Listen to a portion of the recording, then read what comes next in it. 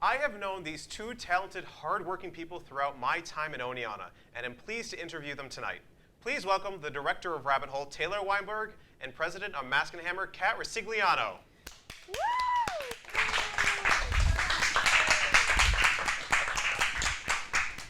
Andy, It's great to have you. Oh, sorry. Take a seat. So, Kat, Taylor, it's so great to have you both on the show. It's great to be here. Awesome to be here. Great. Let's start off with the first question. Where are you both from, and what is your major? I'm from Long Island, New York, Merrick, and my major is mass communications production with a theater minor. Very nice. I too am from Long Island, Garden City, and I'm a mass communications productions major and a theater major. Nice. Now, Kat, how would you describe Mask and Hammer to someone who's never heard of it? It's essentially a place where all the people that are interested in theater and partake in the theater department meet up once a week for about like an hour, maybe 45 minutes, and we talk about what's going on in the theater department, different ways to get involved. We play a game, we talk about upcoming shows, maybe plan a trip or something. It's basically like a place to go and just stay updated and how to get involved in the theater department. Now, it's also true that Mask and Hammer is the body that chooses the student productions for each school year. How do they go about doing that? Well, if you want to put in a student-directed proposal, there's a lot of prereqs that you have to do. You have to take stagecraft, acting, play analysis, and directing, which are 4 classes that the theater department offers. Once you've taken those 4 classes, then you have to actually put together your proposal, and you need a faculty advisor, a stage manager, your production team, so your set designer, lighting designer, and once you get all of those positions squared away, you present your proposal to the club, and if there's more than 2, which there usually are, then the club votes, and the 2 people that win the vote get to student direct in the fall and spring semester. Oh, thank you.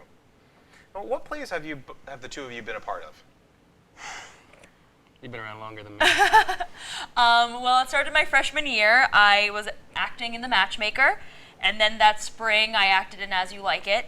I was also in The Misanthrope. I assistant stage managed Carousel, and then I started stage managing in The House of Bernarda Alba, and now I'm acting again in Rabbit Hole. I transferred here 2 years ago now, and I made my debut in The Misanthrope along with Kathryn. I was in Water by the Spoonful, and then the next year I was in Design for Living, and then Naga Mandala, and now I'm directing. Very nice. Taylor, you've also been in a few videos for the Oneonta Film Club, correct? Yes. Do you prefer theater or film when acting? I don't. They're really different. I definitely can't choose one. They both have their pros and definitely have their cons. So I'd probably lean more towards theater for the live aspect of it versus film, where it's very planned and technical, as in, look at all this. And all the cameras, yes. Yeah, it's a lot. It's a very tedious film, so I definitely prefer theater. But film is really fun. Nice. Well, tell us a little bit about Rabbit Hole. What is it about? Do we know anybody who's in it? Yes, you do. Actually, the main producer of this show, Marissa. Hi, Marissa. She is playing the loud, obnoxious, foot-in-the-mouth mom, Nat.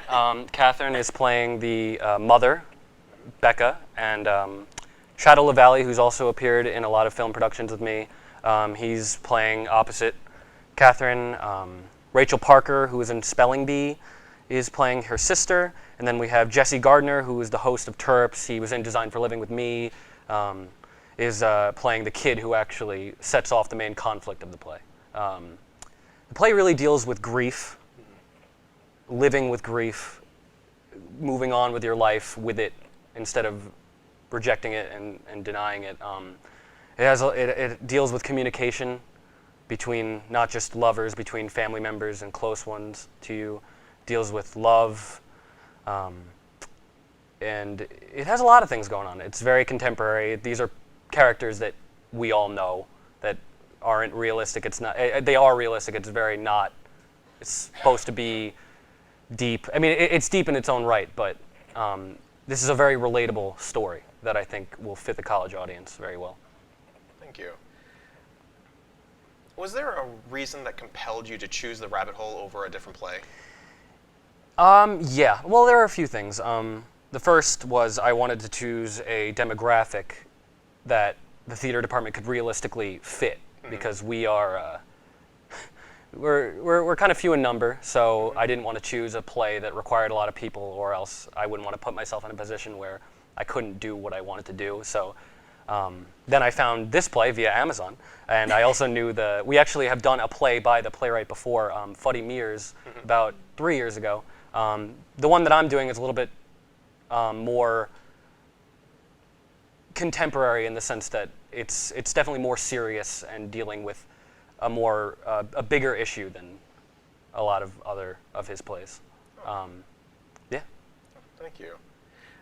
Taylor, how has the experience been crossing over from acting to now directing? It's been an experience. It's with acting, I would say you have a lot more room to be creative.